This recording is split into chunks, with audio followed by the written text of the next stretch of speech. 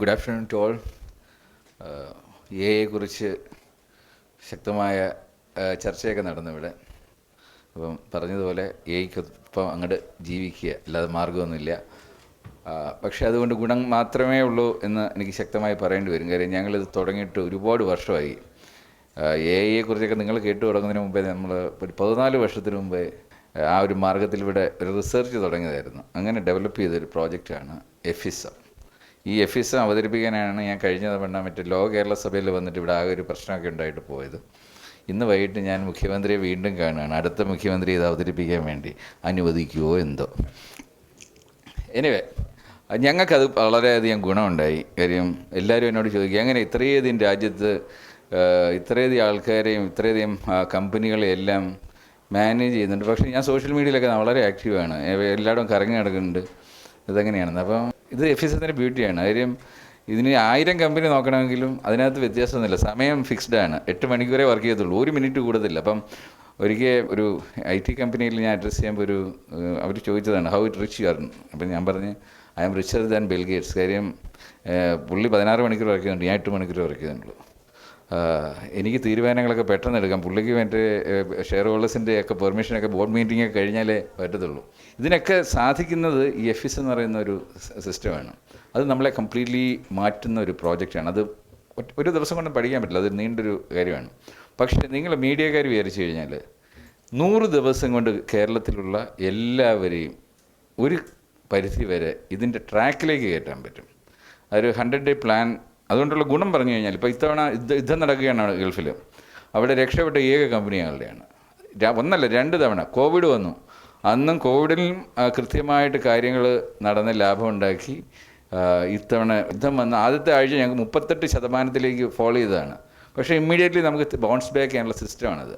നമ്മളെപ്പോഴും യാത്ര ചെയ്യുന്ന ഒരു 5 വർഷം മുന്നേ കണ്ടുകൊണ്ടാണ്. അപ്പോൾ അതിനനുസരിച്ചിട്ടാണ് ഇതിൻ്റെ ട്രാക്ക് ചെയ്യുന്നത്. പക്ഷേ ഈ എഫിസത്തിനകത്ത് ഏറ്റവും വലിയ ഒരു ഞങ്ങൾ കണ്ടേക്കുന്ന ഹേർഡിൽ എന്ന് പറഞ്ഞു കഴിഞ്ഞാൽ നമ്മുടെ ക്യാരക്ടർ ഡെഫിഷ്യൻസിയെ മാറ്റാൻ പറ്റും. നമുക്ക് ആർക്കും അറിയത്തില്ല. ആക്ച്വലി നമ്മളൊക്കെ ഇൻഡസ്ട്രിയിലേക്ക് വരുമ്പോഴത്തേക്ക് നമ്മുടെ സ്വഭാവം ഏതാണ്ടില്ല, ചുടുകട്ട പോലെ ആയിക്കഴിഞ്ഞിട്ടാണ് വരുന്നത്. ഈ നല്ല ക്ലേ ആയിരുന്ന സമയത്ത് നമ്മൾ എല്ലാം കൂടെ കൊണ്ടുപോയിട്ട് ഇത് അക്കാഡമിക്സിൽ കൊണ്ടങ്ങോട്ട് കൊടുത്ത് ഈ ഇൻഡസ്ട്രിയെക്കുറിച്ച് അറിയാത്ത അധ്യാപകരുടെ കീഴിൽ എൻ്റെ പേരൻസൊക്കെ അധ്യാപകരായിരുന്നു, ബ്രദറും സിസ്റ്ററും ഒക്കെ. പക്ഷേ നമ്മളെ ക്യാരക്ടർ മോൾഡിങ് അവിടെ നടക്കുന്നില്ല.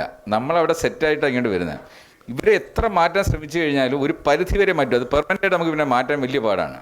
എങ്കിലും 21 ഡേയ്സ് കണ്ടിന്യൂസ് ചെയ്യുമ്പോൾ നമുക്ക് ക്യാരക്ടർ കുറച്ച് മാറ്റം വരും. പക്ഷേ ഇത് ചൈൽഡ്ഹുഡിൽ തന്നെ മാറ്റണമെങ്കിൽ നമ്മുടെ അക്കാഡമിക്സിൽ തന്നെ ഇത് കൊണ്ടുവരണം. അതിനു വേണ്ടിയാണ് കഴിഞ്ഞ ദിവസം ഞാനും SKN-ആയിട്ട് ഒരു ചർച്ച നടന്നതിനകത്ത് പറഞ്ഞു, കഴിഞ്ഞ 2 വർഷമായിട്ട് ഞങ്ങൾ ഇതിൻ്റെ ട്രയൽ റൺ നടത്തുന്നുണ്ട്.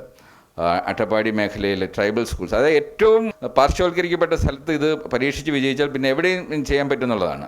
ലൈക്ക് ഇപ്പം ഏരിയസ് പ്ലെക്സ് ഏറ്റവും മോശമായി കിടന്ന ഒരു തിയേറ്ററിനെയാണ് നമ്മൾ ഇവിടെ ഒരു ട്രാൻസ്ഫർമേഷൻ നടത്തിയപ്പം ഇന്ത്യ മുഴുവൻ ഒരു റവല്യൂഷനായിട്ട് മാറി. അപ്പോൾ ഒരു സാമ്പിൾ ഒരിടത്ത് ചെയ്ത് കഴിഞ്ഞാൽ മതി, ബഡ്ഡിങ് പോലെയാണ്, അതങ്ങ് സ്പ്രെഡ് ആയിക്കോളും.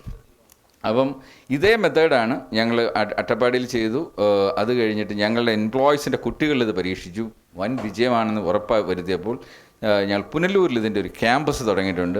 അവിടെയാണ് നേരത്തെ പറഞ്ഞ അധ്യാപകരില്ലാതെ ഒരു പാരലൽ എഡ്യൂക്കേഷൻ സിസ്റ്റമാണ്. അവിടെ AI ഉപയോഗിച്ചുകൊണ്ട് തന്നെ അവരെ വേറൊരു സമൂഹമായിട്ട് മാറ്റുക. അവിടെയാണ് ഞാൻ നേരത്തെ പറഞ്ഞ ജാതി മതമൊക്കെ മാറിയിട്ട് ഇനി മുതൽ എഫിഷ്യൻ്റ് ആയിട്ടുള്ള ഒരു സമൂഹവും എഫിഷ്യൻ്റ് അല്ലാത്തൊരു സമൂഹമായിട്ട് രണ്ടായിട്ട് മാറും.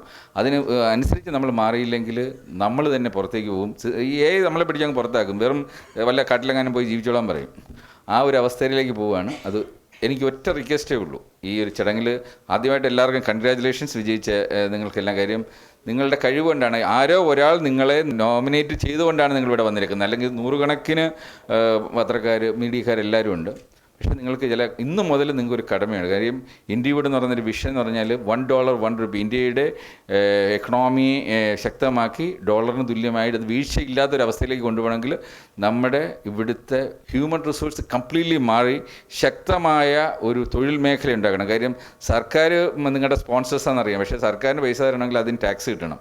ടാക്സ് കിട്ടണമെങ്കിൽ ഇവിടുത്തെ ബിസിനസ് വളരണം. ബിസിനസ് വളരണമെങ്കിൽ ആക്ച്വലി അമേരിക്കയും ചൈനയും വളർന്നിരിക്കുന്നത് അവിടുത്തെ ബില്യനേഴ്സ് ഉള്ളതാണ്. ബില്യനേഴ്സ് മില്യനേഴ്സിനെ ക്രിയേറ്റ് ചെയ്യും. അതിന് താഴേക്ക് വന്നിട്ട് ആണ് തൊഴിൽ മേഖലയിൽ എല്ലാം തൊഴിലുകൾ സൃഷ്ടിക്കപ്പെടുന്നത്. ഇതിൻ്റെ വിഷൻ എന്ന് വെച്ചാൽ ഇന്ത്യവുഡ് ബില്യനേഴ്സ് ക്ലബ്ബ് എടുത്തേക്കുന്ന ഒരു വിഷനാണ് $1 1 രൂപ. അപ്പോൾ അതിനുവേണ്ടിയാണ് എഫിസം ഇപ്പം ഡെവലപ്പ് ചെയ്തിരിക്കുന്നത്. അതിന് ഞങ്ങൾക്ക് വേണ്ടത് നല്ല ഹ്യൂമൻ റിസോഴ്സിനെ നമുക്ക് തന്നാൽ മാത്രമേ ഈ AI വേൾഡിൽ നമുക്ക് ആ AI കറക്റ്റ് യൂസ് ചെയ്യാവുന്ന രീതിയിൽ കൊണ്ടുപോകാൻ പറ്റത്തുള്ളൂ. അത് കുട്ടികളിൽ മാറ്റം വരുത്തണമെങ്കിൽ ഇത് ഒന്ന് സ്പ്രെഡ് ചെയ്യണം. ഇത് നിങ്ങളെ കൊണ്ട് അക്കാഡമിയിൽ വന്ന് കണ്ടതിന് ശേഷം എന്താണെന്ന് മനസ്സിലാക്കിയിട്ട് എനിക്ക് ആകെ 2 മിനിറ്റേ ഉള്ളൂ, ഇതിനിടയിൽ പറഞ്ഞു തീർക്കാൻ പറ്റത്തില്ല. ഒന്ന് വന്ന് ഇതിനോടൊപ്പം ഒന്ന് യാത്ര ചെയ്യുക. എന്നിട്ട് എല്ലാവരുടെ ചേർന്നൊരു 100 ദിവസത്തെ പദ്ധതി പ്ലാൻ ചെയ്ത് കഴിഞ്ഞാൽ ഒരു 10 ദിവസം കഴിയുമ്പോൾ തന്നെ ആൾക്കാർക്ക് മനസ്സിലായി തുടങ്ങും. കാര്യം നിങ്ങളുടെ സ്പേസ് ഏതായാലും ഇഷ്ടം പോലെ ഉണ്ടല്ലോ, അതിനകത്ത് ഈ ആൾക്കാരെ മാറ്റുന്നതിന് വേണ്ടി ഒരു കുറച്ച് സ്ഥലം മാറ്റി വെച്ച് കഴിഞ്ഞാൽ ഒരു വലിയ മാറ്റത്തിന് നിങ്ങൾക്ക് സാധിക്കും. അടുത്ത തലമുറയെങ്കിലും നമുക്ക് മാറ്റിയെടുക്കാൻ പറ്റും. 50,000 മണിക്കൂർ അക്കാഡമിക്സിൽ കൊണ്ട് തുലച്ചവരാണ് ഇവിടെ ഇരിക്കുന്നവരെല്ലാം. ഒരാൾ പോലും സ്കൂളിൽ പഠിക്കുമ്പം പത്രപ്രവർത്തനമാകുമെന്ന് എനിക്ക് തോന്നുന്നില്ല. എല്ലാവരും ഇങ്ങനെ ഡെസ്റ്റിനി അവിടെ കൊണ്ടുവന്നാക്കിയതാണ്. അതുണ്ടാവാതിരിക്കട്ടെ. അടുത്ത തലമുറയെങ്കിലും നമ്മുടെ മക്കളെങ്കിലും നല്ല രീതിയിൽ വരാൻ വേണ്ടി അവരുടെ ടാലൻറ്റിനും പാഷനും അനുസരിച്ചുള്ള ഒരു തൊഴിലിലേക്ക് പോകാൻ വേണ്ടി അവരുടെ കരിയർ കറക്റ്റ് കണ്ടുപിടിച്ച് അതിനെ ഡിസൈൻ ചെയ്ത് നമുക്ക് അവരെ കൊണ്ടുപോകാൻ വേണ്ടിയുള്ളൊരു പദ്ധതിയാണ്. അത് നേരിട്ട് വന്ന് അനുഭവിക്കുക എന്താണെന്നുള്ളത് എല്ലാം സിനിമ ബേസ്ഡ് ആയിട്ടാണ് ഞങ്ങൾ ചെയ്യുന്നത്. കാര്യം സിനിമയ്ക്കൊരു ബ്യൂട്ടിയുണ്ട്. 2 മണിക്കൂർ കൊണ്ട് 120 പേജിൻ്റെ ഇൻഫർമേഷൻ നിങ്ങളുടെ ബ്രെയിനിനുള്ളിലേക്ക് തരുന്നതാണ്. ഒരു സ്ട്രെയിനും ഇല്ല. വന്നിരുന്ന് കണ്ണും പൂട്ടിയിരിക്കുകയാണ്. ഡയറക്ടർ ആരും വന്ന് എക്സ്പ്ലെയിൻ ചെയ്യുന്നില്ല. അതുകൊണ്ട് തന്നെയാണ് നമ്മുടെ പദ്ധതിയിൽ അധ്യാപകരെ വേണ്ട, എല്ലാം നമ്മൾ കണ്ടൻറ്റായിട്ട് ക്രിയേറ്റ് ചെയ്യുകയാണ്. ഇന്ന് AI ഉള്ളതുകൊണ്ട് ആ കണ്ടൻസ് ക്രിയേഷനും വളരെ എഫക്റ്റീവാണ്. അത് 3D തന്നെ അവിടെയുണ്ട്. അപ്പോൾ ഈ ഒരു റിക്വസ്റ്റ് മാത്രമേ ഉള്ളൂ. വേറെ ഒന്നും ചോദിക്കുന്നില്ല. ഇന്നു മുതൽ ഇന്ത്യവുഡിൻ്റെ ബ്രാൻഡ് അംബാസിഡേഴ്സാണ് നിങ്ങൾ. നമുക്ക് നമ്മുടെ നാടിനെ, നമ്മുടെ രൂപയെ ഇവിടെ മൂല്യം നിലനിർത്തണമെങ്കിൽ നമുക്ക് വേണ്ടത് ഹ്യൂമൻ റിസോഴ്സ്, ശക്തമായ ഹ്യൂമൻ റിസോഴ്സാണ്. നിങ്ങളും മാറണം, നിങ്ങളുടെ കുട്ടികളും മാറണം, സമൂഹവും മാറണം. അതിന് മാധ്യമം വിചാരിച്ചു കഴിഞ്ഞാൽ ഞാൻ സംസാരിച്ചാൽ കുറച്ച് പേരെ കേൾക്കും. പക്ഷേ മാധ്യമം സംസാരിക്കുമ്പോൾ ലക്ഷങ്ങളും ദശലക്ഷങ്ങളും കേൾക്കും. അത് നിങ്ങളുടെ കടമയായി കരുതുക.